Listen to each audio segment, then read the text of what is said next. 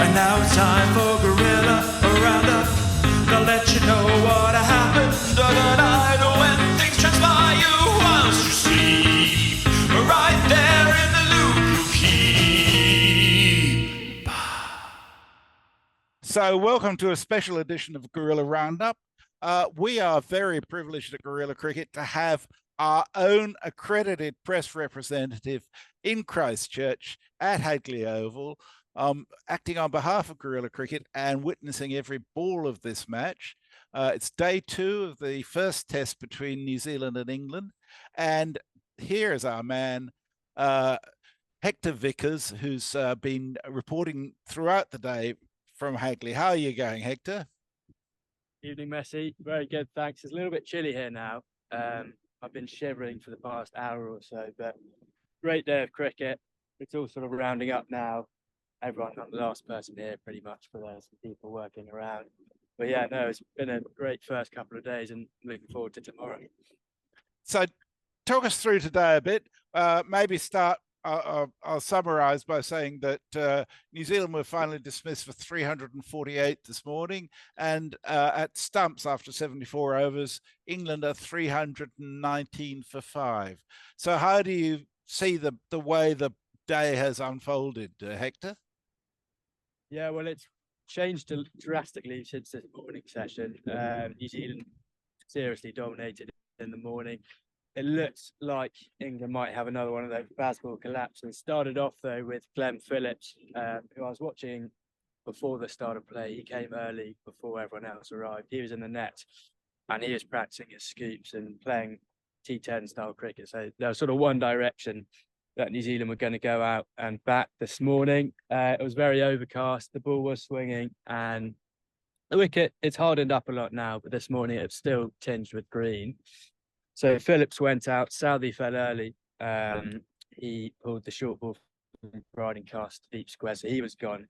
So Phillips managed to add another 29 runs to New Zealand to leave them at 348. He batted really nicely with Will O'Rourke, who got 0 off 12 in the end, I believe. He just played a great anchor role. It was one of those classic batting with the tail moments where Phillips would go out and smash it and then grab a single off the last couple of balls of the over. So 348 for a first innings total here at Hagley Oval was a pretty good total. New Zealand would have been feeling very good themselves. What's your view of the England bowlers in that you had Carson, Bashir both took 4 wickets each? Yeah, Bashir took 4, but a lot of his, I don't know, one of his wicket, I think it was Blundell, that sort of rode the spin to Joe Reedish. Like, that was great. He didn't bowl particularly well, wasn't very consistent, but again, Ryan Close seemed to be the pick of the bowlers. He just found an extra level of bounce, especially this morning. Chris Wokes, there's been a lot of chat that this will be his last overseas test match that he would get picked. So sorry to interrupt you, Hector. Your voice is cutting in and out a little bit with I think it's the wind as much as anything else. But if you can keep the mic as close to your mouth as possible, that'll help. Yeah, a little bit. Yeah, thanks.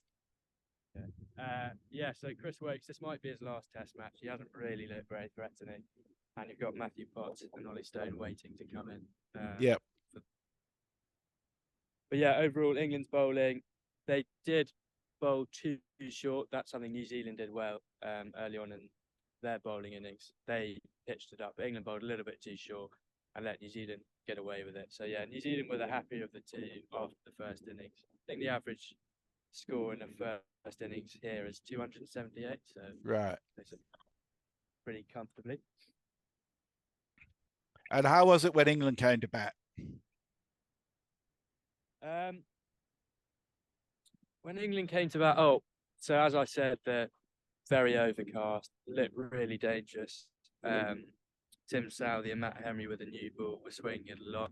Zach Crawley looked very uncomfortable, played and missed it a lot, and then eventually got set up with the in-swinger from Matt Henry. And then Bethel came in, first ball struck on the pads, could have got a golden duck, but didn't. He actually negated the seamers really well, looked to have a great technique. But fell for 10 in the end, or 34. nicked off to Blundell. From the other debutant, Nathan Smith, he was great. Ben Duckett looked the most comfortable in the conditions. He was pulling the ball very nicely, ended up falling to the bull shot. But we went into lunch at 45 for 3. And as I mentioned before, it wasn't looking good. It was looking like another Bazball collapse. Joe Root's first duck since 2022 in Karachi, I believe. So yeah, it wasn't looking great. And then after lunch, what happened? So yeah, Duckett fell early. Pulled a O'Rourke, Will O'Rourke, quick 6'4", quick bowler. Didn't look particularly threatening, but dropped a short one in, which Duckett just got cramped up a little. So he went for 46. Then Ollie Pope joined Harry Brook in the middle. Of course, Ollie Pope's had a lot of speculation over what his career will be looking like at the end of this tour. He looked really comfortable early on. I asked him at the press conference a few minutes ago whether his keepings helped him get used to the pace of the wickets. And he said that like standing up to the stumps, he definitely did understand what the wicket was going to do before he came in. But he also said that they've got a great team of analysts, so they would all know that. But Harry Brook early on was actually pretty shaky. He was dropped 3 times on 18. Yeah, maybe 4 actually. I think it's dropped 6 altogether, Grubby was saying. Because there was one that was a nick that nobody appealed for, and anyhow, the wicketkeeper dropped it, but a replay showed that he'd actually nicked it as well. So yeah, he had the rub of the green. Yeah, so he got very lucky. Ollie Pope mentioned, so as I say, Ollie Pope batted really well. He eventually went for 77 to the catch of the day, catch of the series, probably catch of the year. Yeah. Glenn Phillips was right from gully. I mean, he's ridiculous. And he'd also dropped Brook earlier on in the day. What was it like in the crowd when Phillips caught that catch? It's one of the best catches I've ever seen in my life. Did they react? Yeah, it was unbelievable. I was looking down, so I didn't actually see it live. I saw it on the TV after, but I was looking down and there was just a massive roar. It's not a very big stadium, only about 10,000 people, all on grassy banks, but a lot of them had clearly had a few at the time. It was a great atmosphere, and that was what the Kiwis needed to gain some momentum, which was eventually quashed. But yeah, it was an amazing catch. Couldn't really believe it when I saw the replay, especially he dropped a sitter at gully earlier on in the innings as well. Yeah.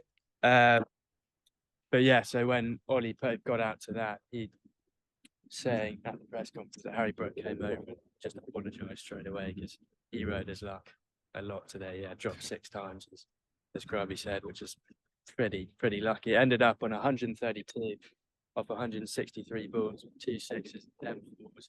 He just found a new gear. When Ben Stokes came to the crease, Brook seemed to sort of find a new gear. Stokes took a while to get into the swing of things, ended up on 37 off 76. But they just made it look really easy. As Nathan Smith, who was also doing interviews after, said that the ball softened up really quickly out in the middle. So after Brook Pope had negated the first 10 overs after lunch, it became pretty easy to bat on, as seen with those partners.